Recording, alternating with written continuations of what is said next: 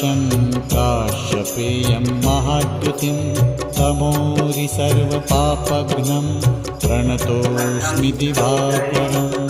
ॐ ह्रां ह्रीं ह्रौं सः सूर्याय नमः। ॐ ह्रां ह्रीं ह्रौं सः सूर्याय नमः। जपाकुसुमसङ्काशं